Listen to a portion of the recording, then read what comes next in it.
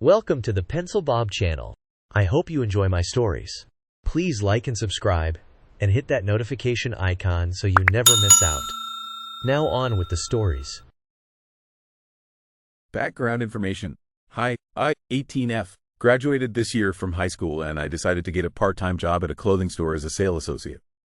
I also have autism, so sometimes I will say something and it comes out a bit odd, but I genuinely do not mean harm. Keep that in mind.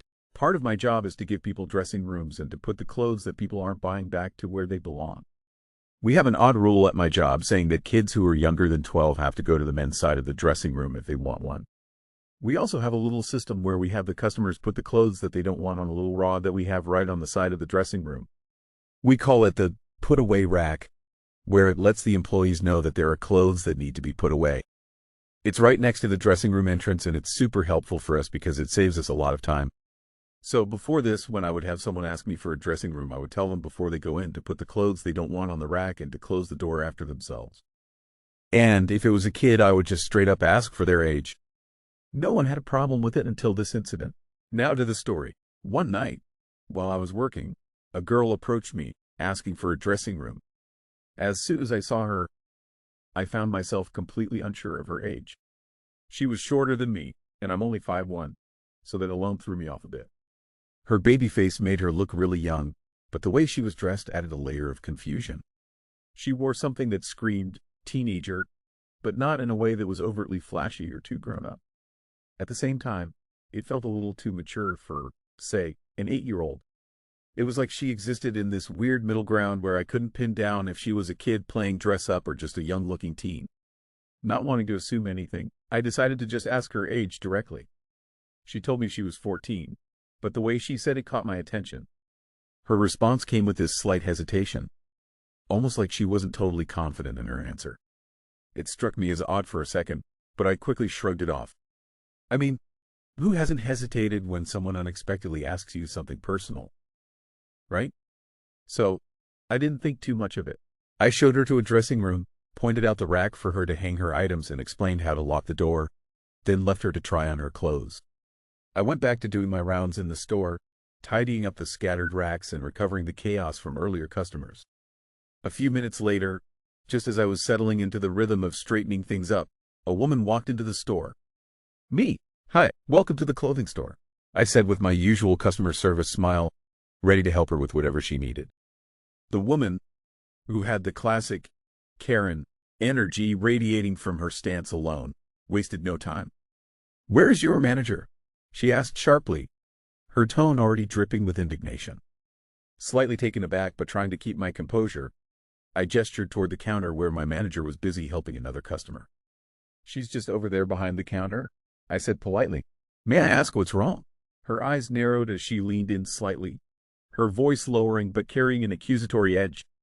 Someone asked my daughter how old she was, and that was inappropriate. For a moment, I blinked, realizing exactly where this was going. I raised a hand slightly, owning up without hesitation. "Oh, that was me, ma'am," I replied, keeping my tone calm, though the tension in her glare was enough to make my stomach twist. "Karen? Well, you scared my daughter," she snapped, her voice rising with each word. "You have no right asking anyone, my daughter, how old they are." I took a deep breath, trying to keep my tone steady and professional. "Ma'am, I understand your concern," I began, "but it's actually part of our policy. We're required to confirm ages for certain items or situations." Before I could even finish, her face twisted in anger, and she cut me off. "No, you're lying," she barked, her voice loud enough to turn a few heads. "Me and my girls have shopped here plenty of times, and has ever asked us this before." I stayed quiet for a moment, letting her vent, but then she narrowed her eyes at me. "What's your name?" she demanded, her tone sharp and unforgiving. I kept my expression neutral, though inside I could feel my nerves tightening. "I'm Julie," I said simply. Her face hardened even more as she crossed her arms. "Well, Julie, I'm going to report you. What you did was completely unprofessional." She spat, emphasizing the last word like it was some kind of weapon. At that moment, a wave of unease hit me, and I realized I needed backup.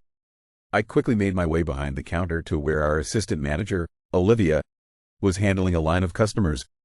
Trying not to draw too much attention, I leaned in and whispered, "Hey, Olivia, there's a lady out there who wants to speak to you." Olivia glanced up briefly, her hand still busy ringing up the next customer. Her tone was calm but firm as she replied, "Okay, but she'll have to wait until I'm done helping the rest of these customers." I nodded, stepping back, unsure of how long Karen's patience, or lack thereof, would hold. Time dragged on, each second feeling heavier than the last. The buzz of the store around me didn't help distract from the tension building in the air. Karen stood off to the side, arms crossed, her foot tapping impatiently against the floor. She kept glancing toward the counter, her eyes narrowing every time Olivia didn't immediately turn her way. Meanwhile, I busied myself with tidying up the nearby racks, pretending to rearrange hangers while sneaking glances at Karen to gauge her mood. It wasn't improving. Every so often, she'd let out an exaggerated sigh or mutter something under her breath that I couldn't quite catch but knew wasn't kind. The minutes stretched on. Olivia continued assisting customers, her calm efficiency unshaken, even as the line slowly thinned. I felt the pressure mounting with each passing moment, dreading the inevitable confrontation when Olivia finally turned her attention to Karen. The waiting felt endless, like a storm brewing just beyond the horizon, ready to hit at any second. "Karen." "Hi," she began, her tone dripping with an exaggerated politeness that didn't match the fire still visible in her eyes. I waited until everyone left because I didn't want to embarrass. She threw a glance in my direction that felt more like a dagger. "But your employee scared my daughter by asking how old she was." That was completely inappropriate. She shifted her weight, leaning in slightly as if to emphasize her next point. And if that wasn't bad enough, she followed my daughter into the dressing room just to tell her to clean up after herself. That's absolutely not allowed. I don't care what kind of store this is. You can't have employees barging in on customers like that. Karen's voice rose a notch, and she crossed her arms tightly. Then, to top it all off, she had the nerve to lie straight to my face about it being part of your policy. Lying to a customer? Really? She punctuated her last words with an incredulous shake of her head, making it clear she wasn't about to back down easily. Olivia. "Yeah, that isn't allowed." Karen. "Yeah, my daughter was on FaceTime with me when she asked for my daughter's age. And then after my daughter went into the dressing room, she texted me saying that she was scared. You scared my daughter and you have ruined this store for her." I felt my throat tighten, and my eyes started to sting as I fought to hold back tears. My hands trembled slightly as I stood there, trying to process everything. The words Karen had thrown at me replayed in my mind, each one hitting harder than the last. But what hurt the most wasn't her accusations. It was the fact that Olivia, my manager, hadn't stepped in to defend me.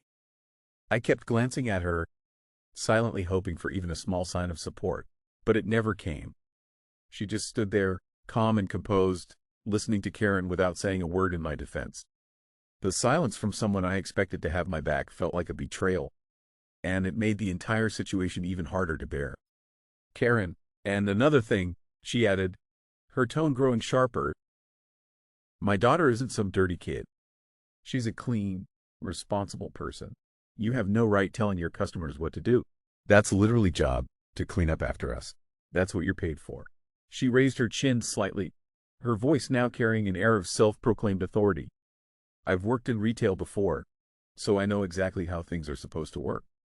You're not supposed to ask people for their age, and you're definitely not supposed to tell them to clean up after themselves. That's not how it's done." Karen took a step closer to Olivia, her arms crossed tightly as if she were preparing for a final blow. "I don't normally do this, but in this case, I have no choice. I'm going to call your corporate office, and I'm going to report this entire incident. It's completely unacceptable. You do tell customers what to do. Period." She let the last word hang in the air, her glare shifting between me and Olivia, daring either of us to argue. Olivia. "Okay, let me give your number to corporate." At this point, I'm on the verge of a breakdown, so I just go to the break room. After a bit, Olivia comes in. "Olivia, what were you thinking?" "Me. What, you seriously don't remember the district manager telling us that rule?" "Olivia. What rule?" "Me. The rule that's stating that all children have to go to the men's side of the dressing room." "Olivia. Oh, I forgot about that. He did say that." "Me. Is she gone?" "Olivia. No, she's still out there. She's shopping with her kids." "Me. I'll call Janice and tell her everything. I might as well say goodbye to my job since that lady was making me out to be a pervert." "Olivia. Wait, what? Me? You seriously didn't hear what she was saying? She's making it sound like I was creeping on her kid. Olivia.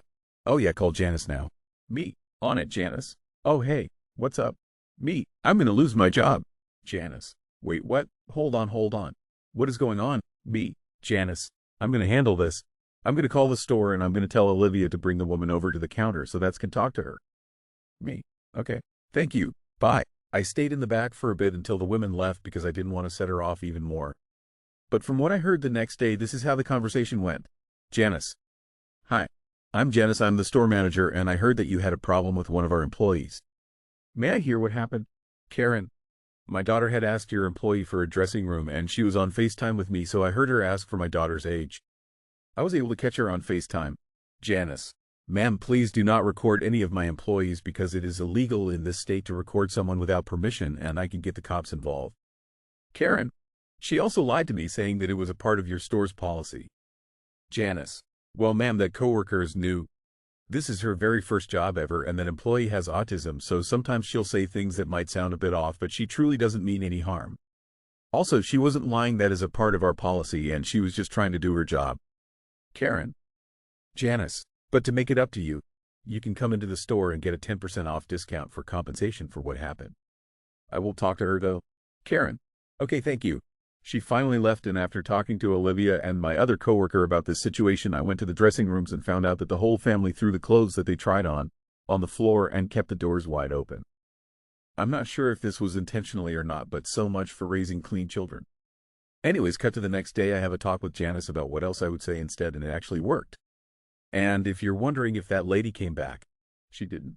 And I genuinely hope she never does, because what the...